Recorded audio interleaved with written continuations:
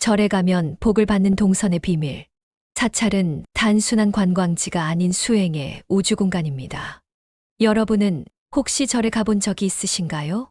아니면 여행 중에 무심코 들른 산사의 고요한 풍경 속에서 왠지 모르게 마음이 차분해졌던 기억이 있으신가요?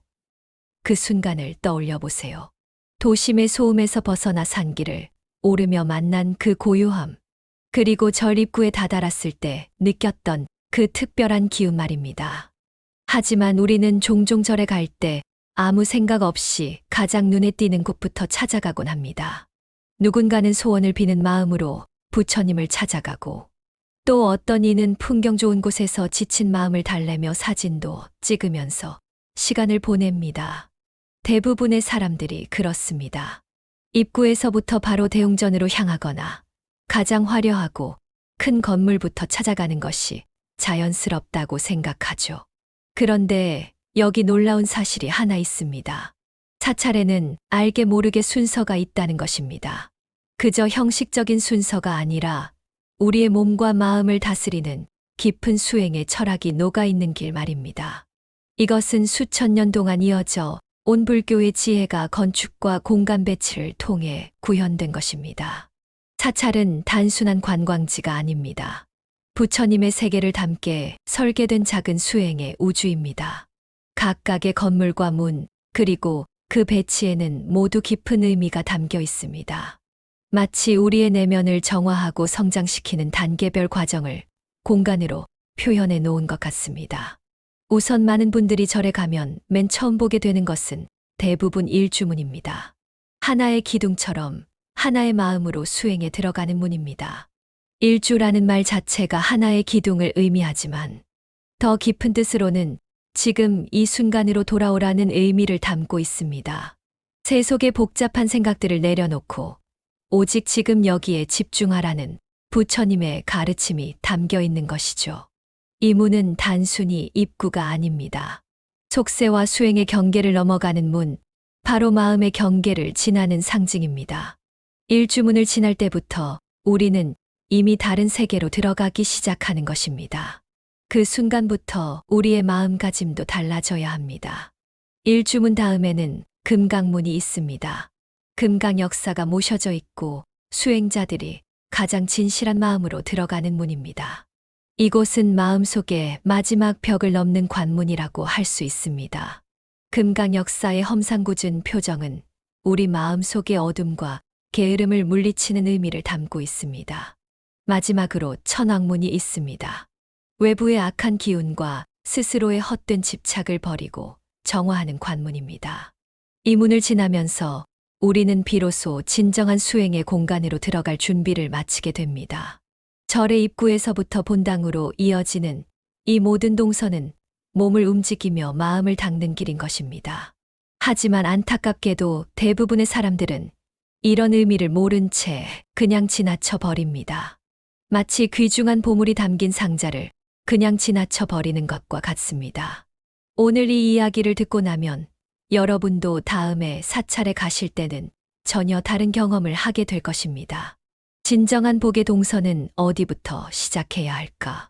이렇게 일주문과 천왕문을 지나면 우리는 종종 카메라를 꺼내들고 사진을 찍고 대웅전으로 성큼 들어가 부처님 앞에서 절을 하는 경우가 많습니다. 이것이 바로 우리가 흔히 저지르는 실수입니다.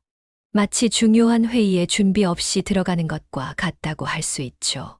하지만 사실 사찰은 그저 건물의 배치가 아닌 수행의 길을 걷는 코스입니다. 그리고 그 코스는 오래전부터 스님들과 신도들이 만든 이미 있는 길입니다. 수백 년, 수천 년 동안 수많은 사람들이 걸어온 그 길에는 깊은 지혜와 경험이 축적되어 있습니다. 절에 가면 그냥 향부터 피우는 것이 아니라 먼저 해야 할 일이 있습니다. 그것은 단순히 의식이 아니라 복을 쌓고 업을 덜며 마음을 정화하는 순서입니다. 이 순서를 따르느냐 따르지 않느냐에 따라 우리가 받는 복의 양과 질이 완전히 달라질 수 있습니다. 그럼 절에 가면 가장 먼저 가야 할 곳은 어디일까요? 많은 분들은 대웅전이라고 생각하겠습니다. 부처님이 계신 그곳에 가서 바로 절부터 드리는 것 말입니다. 이것은 자연스러운 생각입니다. 집에 손님이 오면 가장 중요한 사람에게 먼저 인사를 드리는 것이 예의니까요. 하지만 불교에서 말하는 바른 동서는 그보다 앞서 범종로와 천왕문부터 시작됩니다. 왜일까요? 이유는 매우 명확하고 논리적입니다. 우리가 부처님 앞에 서기 전에 먼저 우리 자신을 준비시켜야 하기 때문입니다. 먼저 범종에서는 종소리를 듣는 것이 중요합니다. 이 종은 단순한 소리가 아닙니다. 마음의 먼지를 떨어뜨리고 번뇌의 문을 닫으라는 부처님의 초대장입니다. 종소리가 울릴 때마다 우리 마음속의 잡념들이 하나씩 사라져 갑니다. 그 웅장하고 깊은 소리는 우리의 의식을 깨우고 지금 이 순간에 완전히 집중할 수 있게 도와줍니다. 실제로 많은 사람들이 절의 종소리를 들으면 왠지 모르게 마음이 차분해진다고 합니다. 이것은 단순한 기분의 문제가 아닙니다.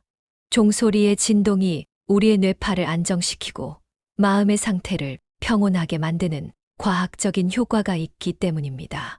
그리고 천왕문, 사찰에서 꼭 통과해야 하는 이 문 안에는 사천왕이라 불리는 4명의 신장이 계십니다. 이들은 각기 동서남북을 수호하며 절에 들어오는 이들의 마음을 살핍니다. 동방지국 천왕은 나라를 보호하고 남방증장 천왕은 복을 늘려주며 서방광목 천왕은 눈을 크게 뜨고 모든 것을 살피고 북방다문 천왕은 많이 들어서 지혜롭게 합니다. 사악한 마음과 속된 욕심, 분노, 질투 이런 마음을 그대로 안고 대웅전에 간다면 우리가 드리는 그 절과 발언은 얼마나 온전할 수 있을까요? 마치 더러운 그릇에 맛있는 음식을 담는 것과 같습니다. 아무리 좋은 음식이라도 그 맛을 제대로 느낄 수 없겠죠. 그래서 사천왕상 앞에서 잠시 멈춰 저희 마음이 깨끗해지기를 바랍니다. 하고 두 손을 모으는 것. 이것이 바로 사찰 동선의 첫걸음이자 복을 쌓는 마음의 자세입니다. 이 순간이야말로 진정한 수행의 시작이라고 할 수 있습니다. 약사전에서 시작되는 치유의 기적. 이런 동선을 따르는 이유는 단 하나, 부처님 앞에 섰을 때 가장 맑은 마음으로 마주하기 위함입니다. 하지만 여기서 끝이 아닙니다. 더 놀라운 비밀이 하나 더 있습니다. 많은 전통 사찰에는 대웅전보다 살짝 앞이나 옆에 작은 전각 하나가 있습니다. 바로 약사전 혹은 약사열애부를 모신 공간이지요. 이곳이야말로 진정한 복의 시작점이라고 할 수 있습니다. 약사열애불은 육신의 병뿐 아니라 마음의 병까지 치유하는 부처님입니다. 약사열애의 약사는 의사를 뜻하는 것이 아니라 약의 스승이라는 의미입니다. 모든 중생의 아픔과 고통을 치유해 주시는 분이죠. 특히 현대인들에게 약사열애 부처님은 매우 특별한 의미를 가집니다. 우리는 살아가면서 수많은 상처를 받습니다. 몸의 상처도 있지만 더 깊고 아픈 것은 마음의 상처입니다.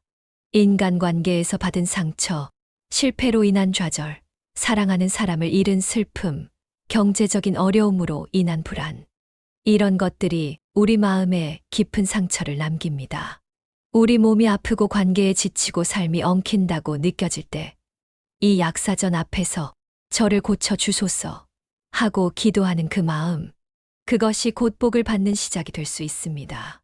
여기서 중요한 것은 단순히 기도하는 것이 아니라 자신의 아픔을 솔직하게 인정하고 치유를 구하는 겸손한 마음입니다.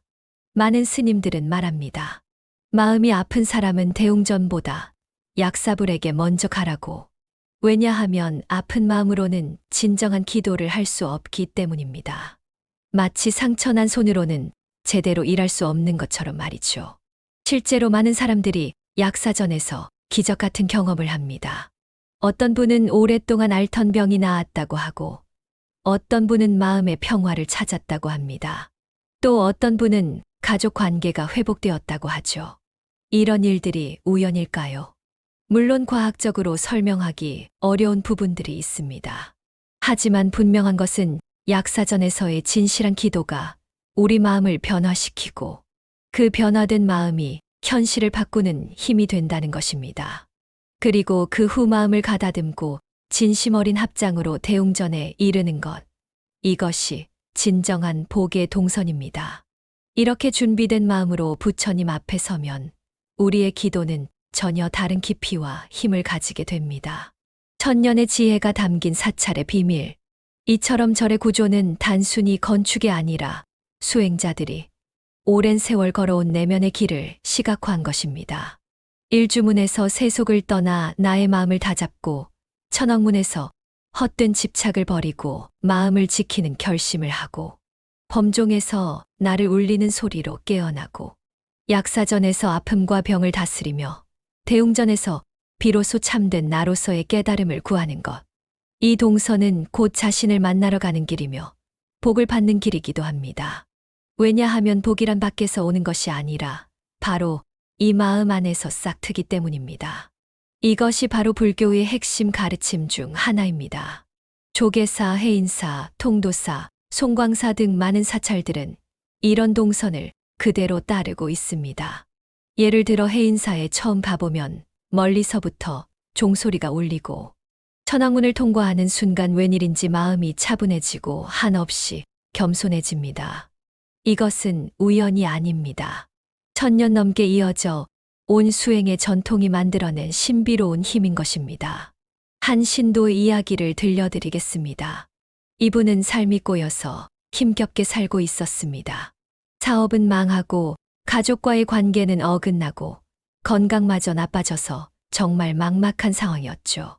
그러던 중 지인의 권유로 어느 유명한 스님을 만나게 되었고, 그 스님의 권유로 절에 들르게 되었습니다. 처음에는 대웅전부터 가려고 했습니다. 빨리 부처님께 자신의 어려운 상황을 하소연하고 도움을 청하고 싶었거든요.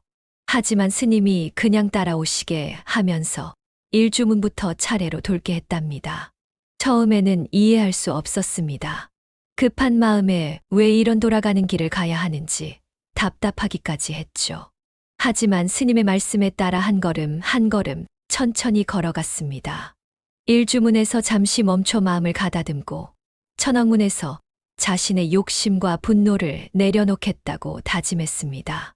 범종 소리를 들으며 마음의 어수선함이 조금씩 가라앉는 것을 느꼈고, 약사전에서는 자신의 아픔을 솔직하게 털어놓았습니다. 그 순례를 마친 뒤 그분은 마음이 벅차올랐다고 합니다. 내 마음이 이렇게 헝클어져 있었다는 걸 대웅전 앞에 가서야 깨달았어요. 그 전까지는 몰랐는데 이 순서대로 걸으면서 제 마음이 점점 정리되는 걸 느꼈습니다. 그리고 대웅전에 도착했을 때는 정말 다른 사람이 된 것 같았어요. 더 놀라운 것은 그 이후의 변화였습니다. 그분의 삶이 하루아침에 바뀐 것은 아니지만 문제를 바라보는 시각과 해결하려는 의지가 완전히 달라졌다고 합니다. 그리고 차근차근 문제들을 해결해 나가면서 지금은 예전보다 훨씬 행복한 삶을 살고 계십니다. 절은 단순한 관광지가 아닙니다. 나를 찾고 마음을 바꾸는 공간입니다. 하나하나의 공간이 우리 마음을 닦는 길이고, 그 동선 하나하나가 복을 받는 발걸음입니다. 복은 기도 속에만 있지 않습니다. 복은 올바른 길을 걷는 그 마음 속에 있습니다. 다음에 절에 가게 되신다면 무심코 걷지 마시고, 나의 마음이 복을 받을 준비가 되었는가? 그것부터 물어보며 첫 발을 내딛어 보세요. 그리고 가장 먼저 나 자신과 마주할 준비가 되어 있는가 묻는 것, 그것이야말로 진정한 복의 시작입니다. 당신 안에 고유한 진리를 깨우는 이 놀라운 여행에 함께해 주셔서 진심으로 감사합니다.